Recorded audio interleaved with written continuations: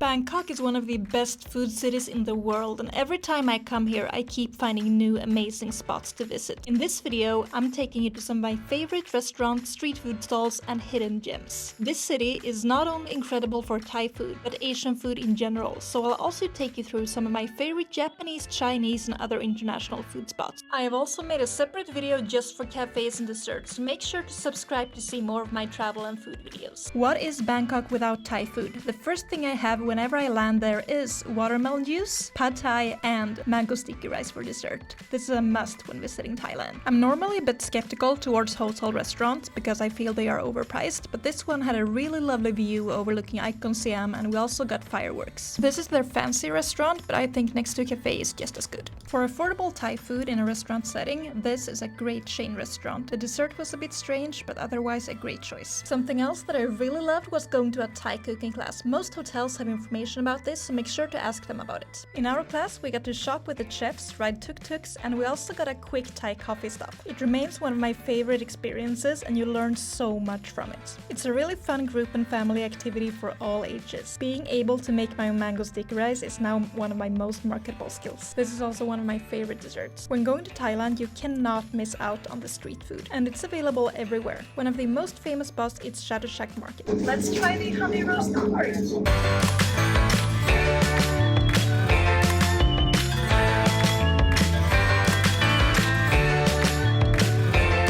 The first bite was a lot better than 3 and 4. Another place that I've come to love is Chinatown. It is super lively and they have such great street food options. This is a great spot that focuses mostly on seafood. You get to see them make everything in front of you, and we got a few classics such as tom yum soup and fried pork. Despite being quite an unfussy spot, this is very popular and you can see it in the high ratings on Google as well. We have been recommended to try Thai barbecue countless times but never really found a good spot for it. Until now, that is. If you're a total Korean barbecue fan just like me, you will love this as well. It's a fun mix between hot pot and barbecue, and they have various fun toppings too. The staff was great and helped us with everything, and it was overall such a fun experience. Definitely one of my favorites in Bangkok, and I also loved how creative their milk drinks were. This is the pandan flavor, and I also got to try their Thai tea. If you're only gonna try one spot from this video, I do think this is a great candidate. Somehow I also really enjoy making my own food, although that's what you usually pay restaurants to do. We didn't really know what to do with the egg, but it ended up in the hot pot. I hope that was alright. Now this is probably the most famous street food spot in all of Thailand. Now it's great, but not worth the wait. Another place that I really want to recommend is the Thai food section at Icon Siam. It's this big street food hall and you can find everything there at low prices with air conditioning too, which makes really good sense if you want to try street food without the hot weather. Of course you can find places that are better quality and lower prices, but this is a safe bet for tourists. Although in general I've never had a bad street food experience in Thailand so far. This is also a great place to try durian, which is generally banned from hotels and other public locations. I wanted to try the famous Thai tea instead, which was extremely good. It's very sweet and milky, but if you love classic milk tea, you're gonna love this one as well.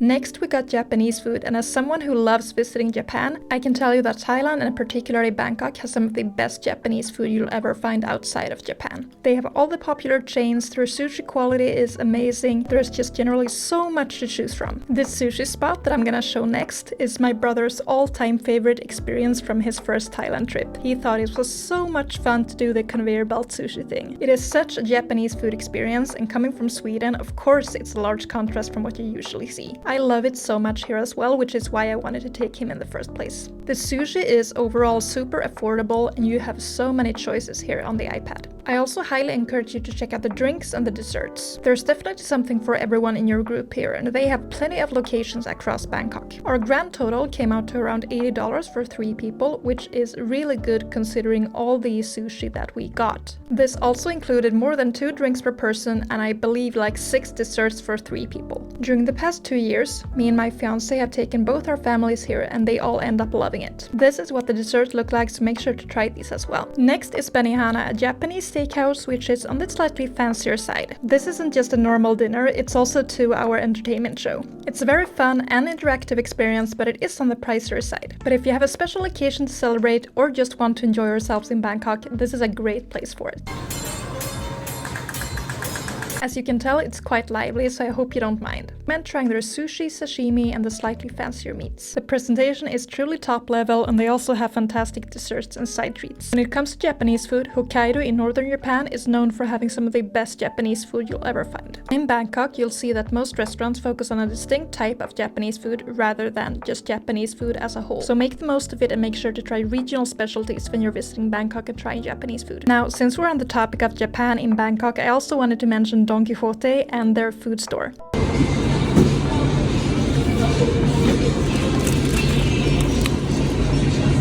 If you are looking for Japanese products such as souvenirs, beauty products, food, or things to take home with you, this is the perfect place. They also have a few quick and fresh Japanese treats that you will have a hard time finding anywhere else. Continuing on the topic of Japanese food stores, there's a really big one at the bottom level of Icon Siam. Here you'll find all the Japanese food and groceries that you could ever dream of. I would love to grab this for dinner on one of those days when you have walked way too much and you don't feel like sitting in a restaurant for dinner. As soon as you've passed through the cashier, you will find a dedicated Japanese food court with all the treats you could imagine. I could spend a full day here, but so far I've only bought ice cream on 3 separate occasions. This place is slightly tricky to find, and it is one of those hidden gems of Icon Siam that most people don't make it to, but it is at the very bottom of Siam Takashimaya, the Japanese department store, and you should not miss it. I'm obsessed with Hokkaido milk ice cream, and it is so hard to find in Europe, so it's definitely something that you must try when you're here. Another type of food that you can't miss when you're in Bangkok is Chinese food. Now, they have so many great options for this, but I really enjoyed Cam's roast during my last trip. Their main focus is Cantonese style duck and goose dishes, and I just wanted something that was really different from what I can get at home, so this was a great bet. They have been featured in the Michelin Guide many times, and now I totally understand why.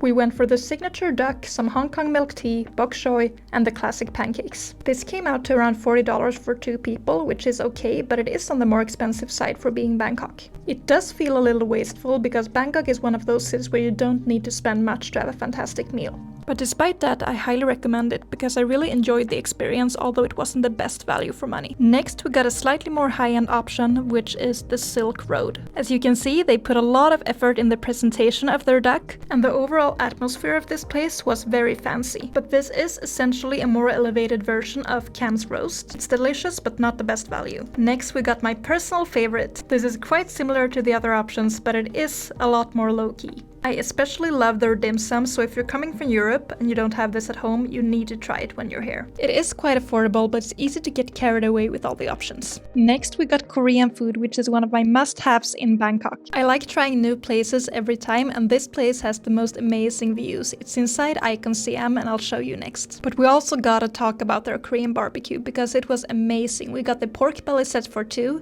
and this came down to around $60 for 2 people, including drinks. This was my first time ever having Korean barbecue outside, but I loved it, although it did start to rain a little bit. The staff offered to take everything inside and us as well, but it really wasn't that bad. Overall, it was a very cozy experience and I loved having these views. And here's a little clip that one of the staff members took for us. Overall, they were so nice and helpful, and I couldn't recommend this experience enough. Another slightly more famous Korean barbecue option is at Banju over in Sukhumvit. This option was slightly more elevated and I really enjoyed it as well. This is a really popular spot, so make reservations ahead of time. Korean fried chicken is getting super popular, and this is a go-to spot in Bangkok for it. I highly recommend trying it out if you're looking for a casual option. Next is Indian food, and they have some of the best Indian food in Bangkok, although unfortunately we only had it once during this trip. I do highly recommend it though, and I believe they had like 4 or 5 versions of mango lassi. They also have this super delicious mango dessert that you need to try. Generally, I think it's a waste of time to eat European food when you're in Bangkok and have so many amazing Asian options, but there are some places that are worth it just for the vibes, and this rooftop restaurant is one of them.